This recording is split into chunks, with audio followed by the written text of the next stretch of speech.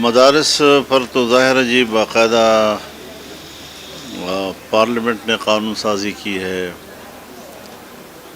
صدر مملکت نے اس قانون پہ دستخط کیے، پھر اس میں کچھ سوالات اٹھے تو انہوں نے پھر آرڈیننس جاری کیا، باہمی رضامندی دو طرفہ رضامندی کی بنیاد پر، اور اب آرڈیننس کو توسیع دی جا رہی ہے اور قانون سازی نہیں ہو رہی، تو ظاہر ہے یہ حکومت کی بدنیتی ظاہر کرتی ہے، اور لگتا ہے کہ ان کے عزائم اچھے نہیں ہیں، لیکن اس پر فیصلہ تنظیمات مدارس کرے گی، اس کا اجلاس ہوگا، اور وفاق المدارس کا بھی اس پر اجلاس ہوگا، تو جو لائحہ عمل وہ طے کریں گے انشاءاللہ اس کو پھر ہم سب فالو کریں گے۔ یہ ذمہ داری ریاست کی ہے، اور لا انفورسمنٹ جتنے ادارے ہیں ان کی رسپانسبلٹی ہے کہ وہ عام شہری کو تحفظ فراہم کرے، ان کی زندگی کو تحفظ دیں، ان کی عزت، آبرو، اس کے مال جائیداد کو تحفظ دے، اور ہم 3-4 دہائیوں سے دیکھ رہے ہیں ریاست کا منہ چڑھا رہی ہے ان چیزوں کے اوپر، اتنی کمزور نہیں ہے ریاست، اور آج تو لوگ سوال کرتے ہیں کہ اگر آپ انڈیا جیسی قوت کو 3-4 گھنٹوں میں لپیٹ سکتے ہیں تو پھر 40 سال سے آپ ملک کے اندر اس بدامنی پر کیوں قابو نہیں پا سکتے؟ مطلب یہ آپ سنجیدہ نہیں ہیں، آپ پبلک کو مورد الزام ٹھہراتے ہیں اور پبلک کے بارے میں کہتے ہیں کہ وہ شیلٹر بنے ہوئے ہیں۔ انہوں نے آپ کے کہنے پر 24 گھنٹے کے اندر بھی اور 12 گھنٹے کے اندر بھی اپنے گھر چھوڑے، اپنے علاقے چھوڑے، سوات سے لے کر وزیرستان تک لوگوں نے اپنی دیہاتیں خالی کیں، آج بھی وہ اپنے ملک کے اندر مہاجر ہیں، آج بھی ان کو اپنے وطن، اپنے گھر واپسی کا موقع نہیں مل رہا ہے، حالات نہیں بن رہے ہیں، اور اب پھر کہہ رہے ہیں کہ آپ علاقہ چھوڑ دیں۔ کیوں چھوڑیں؟ لوگ اپنی ناکامیوں کی ذمہ داری ہم پہ ڈال رہے ہو، اپنی ناکامیوں کی ذمہ داری عوام پہ ڈال رہے ہو، پبلک پہ ڈال رہے ہو۔ اپنا امتحان لو، اپنے گریبان میں جھانکو، ٹانگ پہ ٹانگ ڈال کر روب داب سے باتیں نہ کیا کرو۔ ہر میٹنگ میں اور ہر جرگے میں عام پبلک کو مرعوب کرنے کے لہجے سے بات کرتے ہیں یہ لوگ، ان کو اپنا رویہ سیدھا کرنا چاہیے، ان کو ہمارے ساتھ انسان بن کر بات کرنا چاہیے،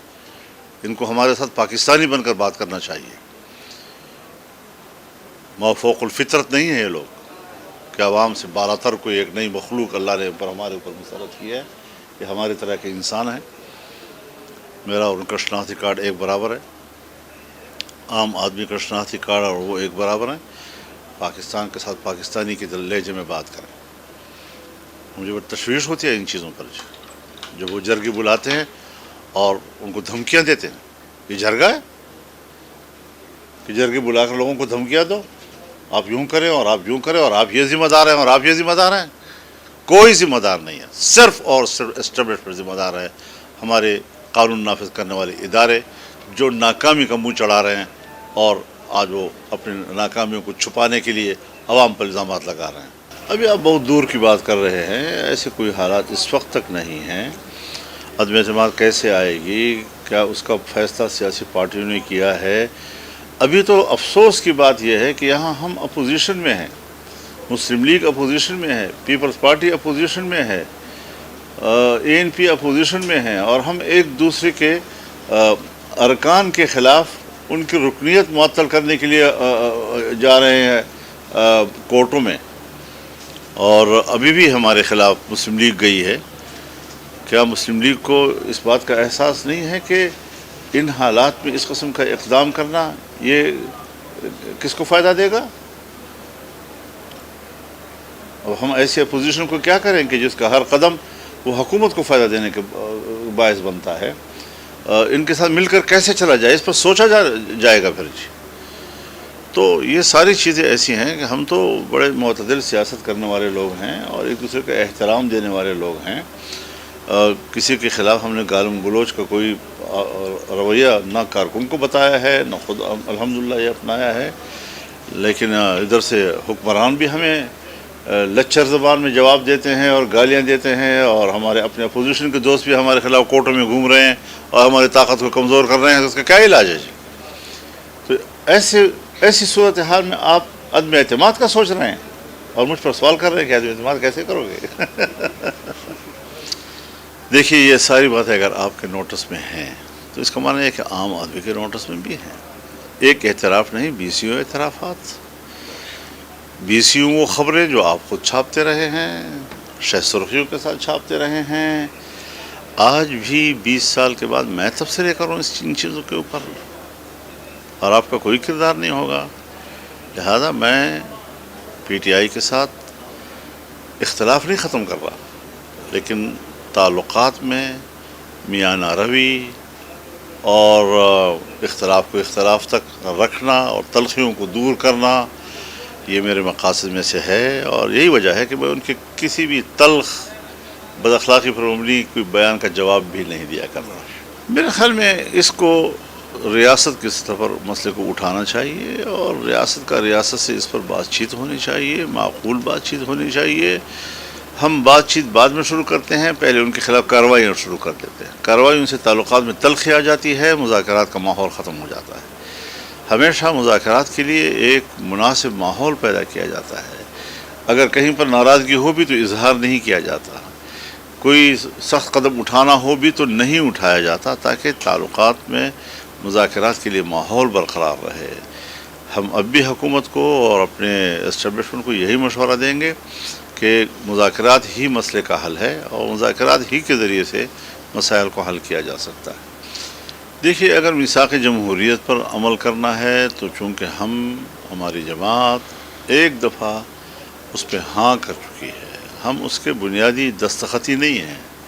لیکن بعد کے سیمینارز میں، بعد کے آل پارٹیز کانفرنسز میں ہم نے اس کو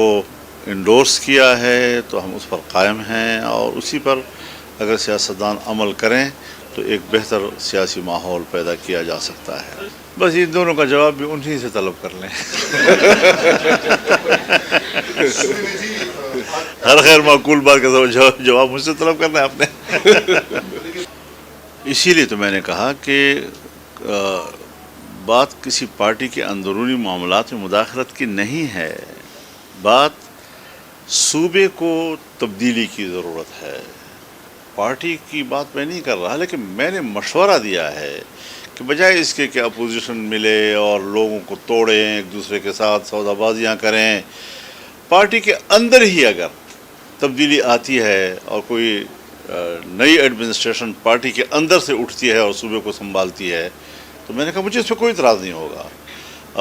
اس وقت یہ صوبہ سیاسی کشمکش کا متحمل نہیں ہے، ہر چند کہ میں پھر کہتا ہوں کہ یہاں کی اکثریت صوبے کی وہ جعلی ہے،